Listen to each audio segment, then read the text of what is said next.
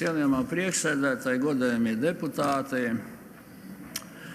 Te bija dažādi vārdi attiecībā uz budžetu. Esmu diezgan spiests jūs sabēdināt, jo šis nebūs ne attīstības budžets, ne arī, kā Sprindžuka kungs teica, izmisuma budžets. Šis ir krāpniecības budžets.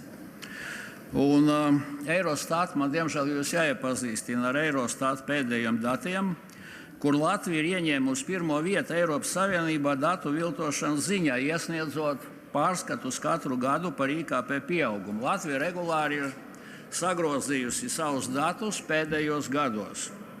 IKP faktiskajās cenās līdz šī gada 30. septembrim Latvija bija iesniegusi IKP datus par 23. gadu, kas bija par 3,3% augstāk salīdzinot ar tiem datiem, kuri ir Eurostata pārziņā. Tātad šodien faktiski cienījamā ministra prezidente un cienījamā Saeimas priekšsēdētāja mums būtu jāpārtrauc šī budžeta izskatīšana un jādod kādu mēnesi koriģēt datus atbilstoši Eurostatam tajās grupās, kurās ir tieši IKP dati norādīti un kur viņi ir svarīgi. Tātad nākošais. Protams, arī citas valsts ir neprecīzas datus iesnieguši, bet ļoti nelielā daudzumā. Polija ir kļūdījusies par 0,3% un Somija par -0,6%. Tātad viņi ir uzrādījusi par 0,6%, labāks rādītājs.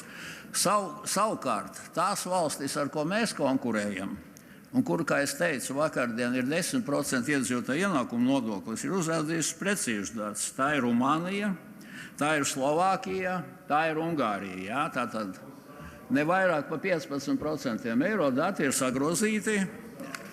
Tātad nākošais. 22. gadā, kas ir iesniegts pa 21. gadu, Latvija vispār ir uzstādījusi fantastisku rekordu, noviltojusi IKP par 7%.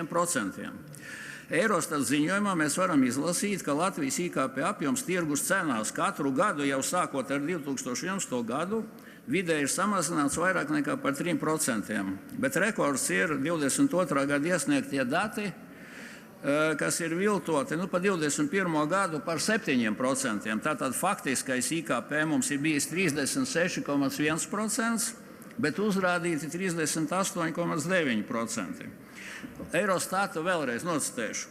Latvija ir veikusi fundamentālu ekonomikas vēstures pārskatīšanu, ievērojami noblēdot 30 gadu garumā uzkrātās bagātības. Ja? Tātad, ja mēs uzskatām, ka var viltot statistiku par 7% un uzrādīt, ka mums ir ekonomiskais pieaugums tur 1% vai 0,6%, tad viņš reāli bijis -5%. Laiks, Kirsteinkungs. Paldies, jā. Ja jūs būtu man ļāvusi runāt, tad Siliņas kundze varbūt varētu atbildēt šiem jautājumiem, nevis stāstīt par ekonomikas attīstības budžetu. Mums ir jāpārtrauc.